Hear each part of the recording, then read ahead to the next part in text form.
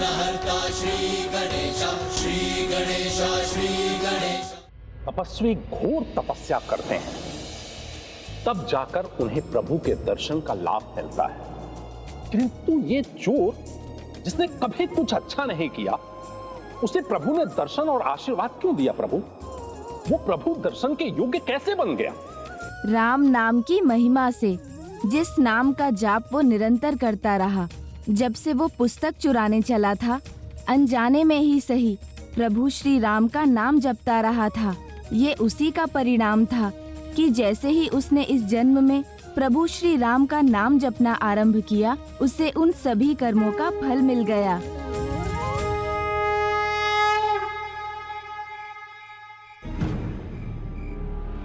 क्या हो गया है तुम्हें? जो करने आए थे वो करो। भूल गए क्या? पुस्तक चुराने आए थे, पुस्तक। जिनकी रक्षा स्वयं प्रभु श्री राम करते हो, ऐसे महान संत के घर कोई क्या चोरी कर पाएगा?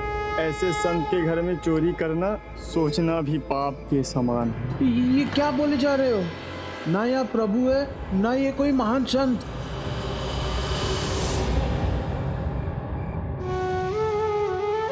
नहीं, जो स्वयं मैंने अपनी आंखों से देखा हो, वो असत्य कैसे हो सकता है? प्रभु थे यहाँ स्वयं प्रहरी बनकर। किस चोर पर विश्वास कर लिया मैंने? ये तुम नहीं करोगे तो मुझे ही करना होगा। प्रभु श्री राम का आशीर्वाद है ऐसे महान संत तुलसीदास जी पर। इनकी सेवा में ही पुण्य है। अब मैं यहीं रहकर इनकी रक्षा करूंगा, इनके द्वार की, जिससे कोई भी आकर इनकी महान पुस्तक चुरा ना सके। तुम्हें नहीं चुरानी तो हटो यहाँ से। मुझे उठाने दो पुस्तक। अब तो मैं सुबह ही हटूंगा।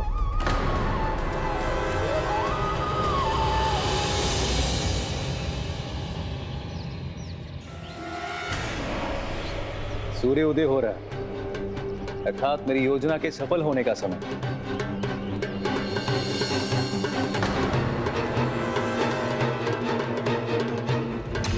किंतु अभी तक वो चोर आया क्यों नहीं? गुरुदेव, कहाँ है वो पुस्तक जो अभी तक मेरे हाथों में होनी चाहिए थी? थोड़ी कठिनाई आ गई गुरुदेव। वो चोर दगा दे गया। लगा दे गया? क्या क्या क्या मतलब है तुम्हारा?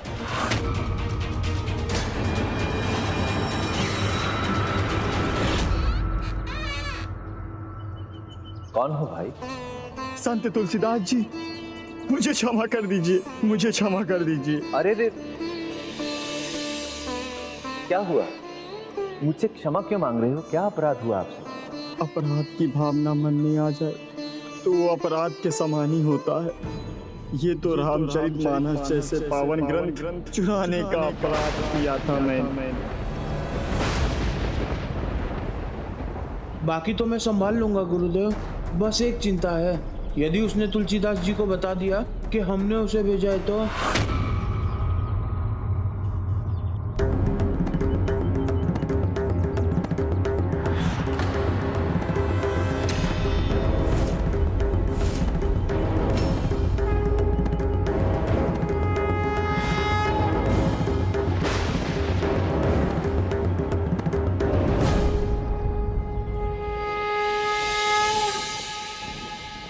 हम ये बात समझ गए कि आप श्री रामचरितमानस चोरी करने आए थे, किंतु आपको इससे क्या लाभ होता? और श्री रामचरितमानस चोरी करने के पीछे जो मंशा थी, उसके पीछे कारण क्या था? कारण क्या पूछते हो मित्र? प्रभु स्वयं यहाँ आए थे और हम उनके दर्शन नहीं कर सके। मेरे लिए केवल यही बात महत्वपूर्ण है। आपको मुझसे क्षमा मांगने की कोई आवश्यकता नहीं है। आपको तो स्वयं प्रभु श्री राम ने दर्शन दिए हैं। उन्होंने ही आपको क्षमा दान भी दे दिया। अद्भुत है प्रभु की लीला भी। मुझ जैसे पापी पर दया कर दी करुणा निधान प्रभु श्री राम ने। मैंने तो उनके नाम जपने के सिवा आज तक कुछ भी अच्छा काम नहीं किया। भाई, आपने जो भी किया वही पर्याप्त था। बस बहुत हुआ, अब और नहीं। बहुत सोच लिया उस तुलसीदास के बारे में। हमने उसके घर में चोर को भेजा था। यदि उसे उसका पता चलता है तो चल जाने दो, मुझे कोई प्रभाव नहीं पड़ता। हाँ, इतना जरूर है, इससे पहले वो मुझ पर आरोप लगाए मुझे ही कुछ करना होगा। इसका अर्थ ये है कि इतना सब कुछ होने के बाद भी ज्ञानदत्त कुछ ना समझ सका। वो अभी भी नहीं रुका, है ना गजानन? जिसके मन में जो भाव होता है वो उसी धुन में रमा रहता है। ज्ञानदत्त ईर्ष्या एवं द्वेष के भाव से प्रेरित था, तो वो उसी धुन में आगे बढ़ता गया और तुलसीदास जी को रोकने का उपाय सोचता रहा, उसी का प्रयास करता रहा। किंतु तुलसीदास जी भक्ति के भाव से ओतप्रोत थे, तो वो निरंतर रामचरितमानस का प्रचार करते रहे। तो क्या भक्ति के प्रचार के महान कार्य में उन्हें सफलता मिली? पिता श्री प्रभु महादेव और माता पार्वती का आशीर्वाद था उन्हें। प्रभु श्री राम की कृपा दृष्टि थी उन पर, इसलिए सफलता तो उनकी नियति थी और वो उसी के पथ पर अग्रसर थे। मंगल भवन अमंगल हारी, द्रवहु सुदशरथ अजिर बिहारी। अरे वाह, ये तो बड़ा ही अच्छा है। कहाँ से सीखा तुमने? रामचरितमानस के पाठ को सुनकर इसे समझ पाना और इसे याद रखना दोनों आसान है। एक बालक भी हमारे ग्रंथ को समझ सकता है और उसे वो याद भी होने लगा। यही है हमारी सफलता का पहला चरण। जय श्री राम। जब ते रामू ब्याही घर आए, नित नव मंगल मोद बधाए। भुवन चारिदस भूधर भारी, सुकृत मेघ बरस ही सुख बारी। श्री राम जानकी विवाह का इतना सुंदर वर्णन, वो भी इतने सरल शब्दों में, मैंने आज तक नहीं सुना। तुलसीदास जी शब्दों के धनी हैं। ऐसी सुंदर, ऐसी मधुर, ऐसी एक नहीं, पूरे 4608 चौपाइयाँ लिखी हैं संत तुलसीदास जी ने अपने रामचरितमानस में। आप सभी को भी मेरे साथ उनके राम कथा पाठ में चलना चाहिए। आपको अनेकों धन्यवाद प्रभु। आपका ही आशीर्वाद है जो मैं आपके कार्य को आगे बढ़ाने में सफल हो रहा हूँ।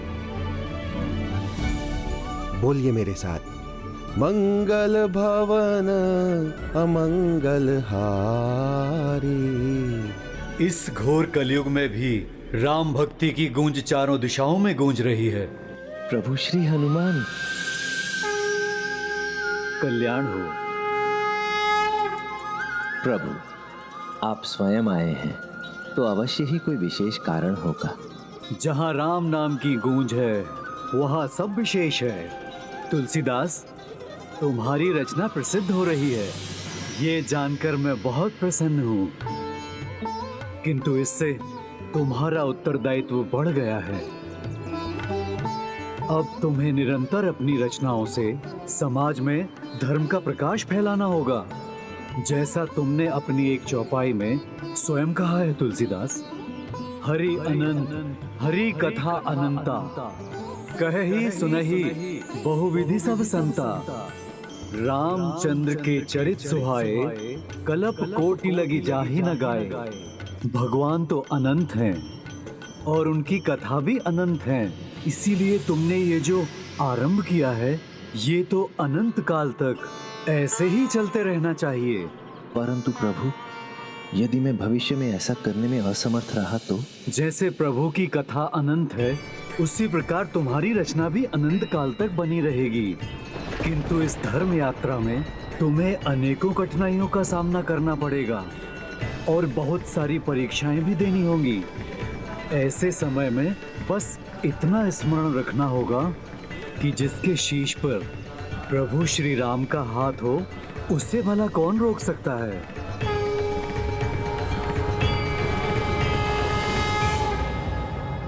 रोकूंगा, उस तुलसीदास को मैं अवश्य रोकूंगा।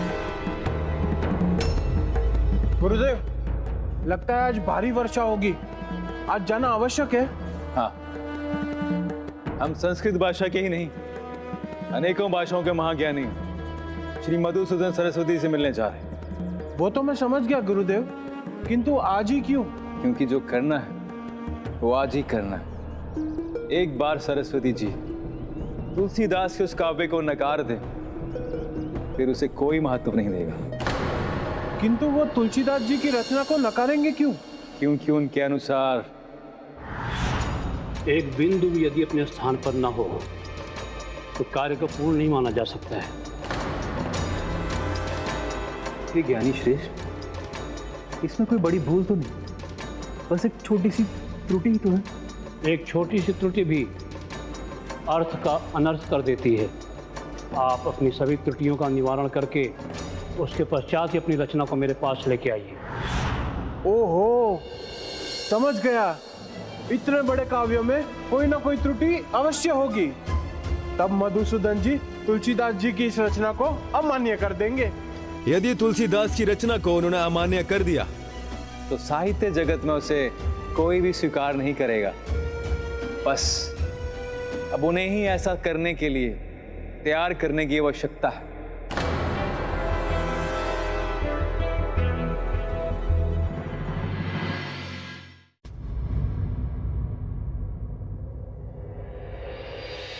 गुरुदेव, ये तो लिखने में इतने व्यस्त है कि इधर देख भी नहीं रहे। तो क्या हम ऐसे ही हाथ जोड़े खड़े रह जाएंगे?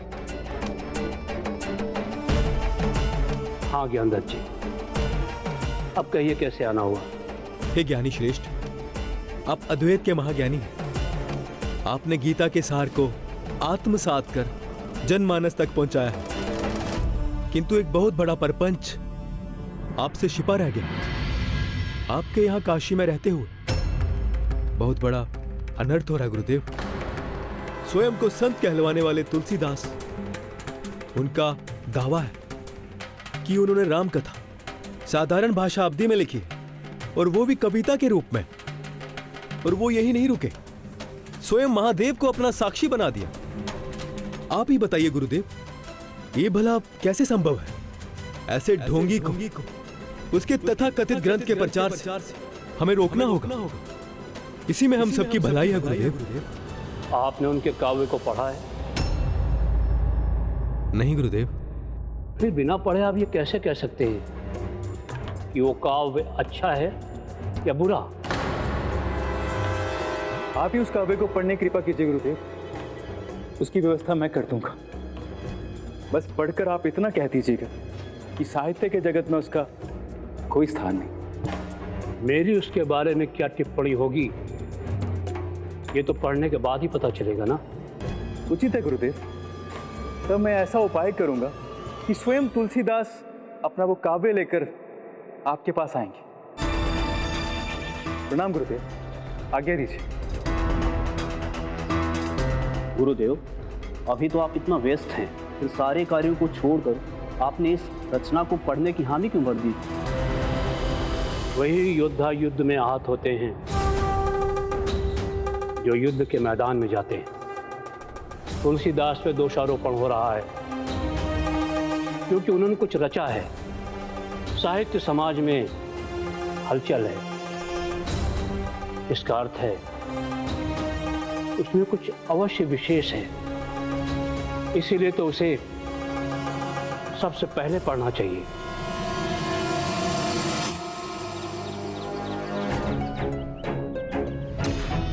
आप तो तुलसीदास जी के आलोचक हैं, उनकी नित्य नई निंदा करने के उपाय ढूंढते रहते हैं, फिर आप यहाँ क्या कर रहे हैं?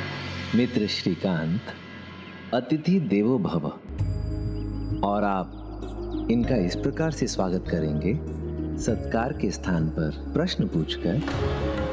ज्ञानदत्त जी, हमारे आश्रम में आपका स्वागत है, आइए पधारिए। मित्र, इनके लिए जलपान की व्यवस्था करो। जी।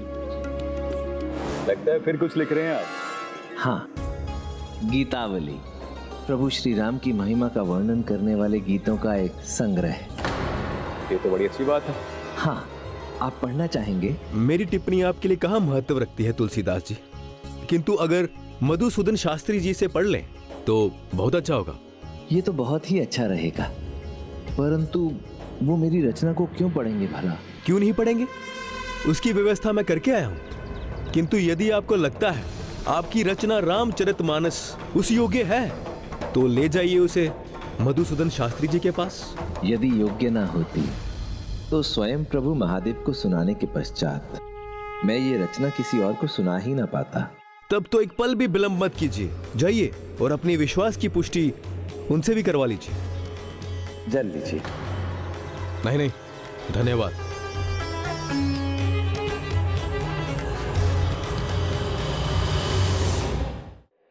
तुलसीदास जी, मुझे तो इन सब में कोई षड्यंत्र दिखाई देता है। मधुसूदन शास्त्री जी ने समीक्षा की और उन्हें रामचरितमानस अच्छी ना लगी तो लगता है ज्ञानदत्त जी यही चाहते हैं। इस धर्म यात्रा में तुम्हें अनेकों कठिनाइयों का सामना करना पड़ेगा। ऐसे समय में बस इतना स्मरण रखना होगा कि जिसके शीश पर प्रभु श्री राम का हाथ हो, उससे भला कौन रोक सकता है। प्रभु श्री राम की कृपा है मुझ पर और श्री रामचरितमानस पर भी। मैं अपनी ये रचना श्री मधुसूदन जी के समक्ष अवश्य लेकर जाऊंगा। किंतु ये यदि ज्ञानदत्त शास्त्री की कोई योजना हुई तो? योजना हुई भी तो क्या, होगा तो वही जो प्रभु श्री राम चाहेंगे।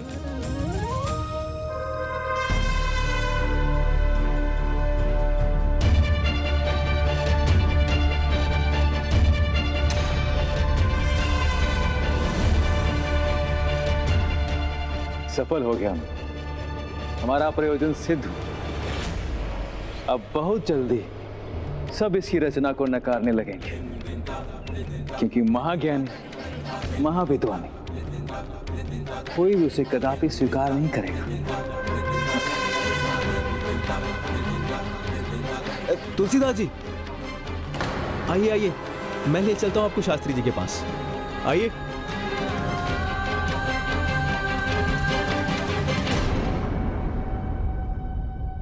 गुरुदेव, संत तुलसीदास जी आ गए हैं।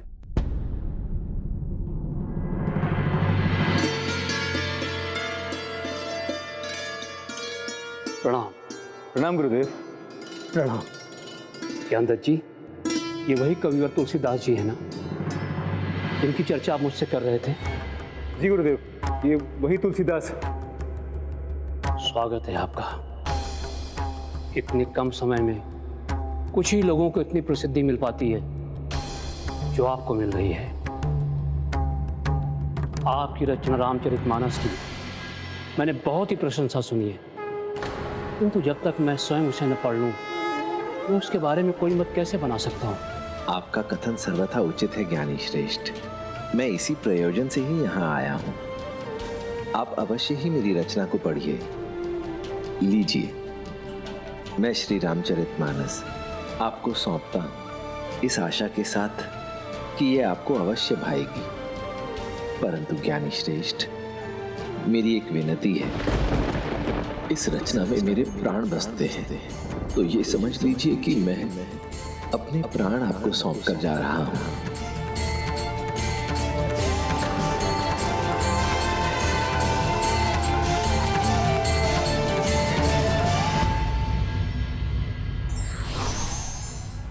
जिन्हें अपने कार्य पर विश्वास होता है, वो किसी भी परीक्षा से नहीं डरते।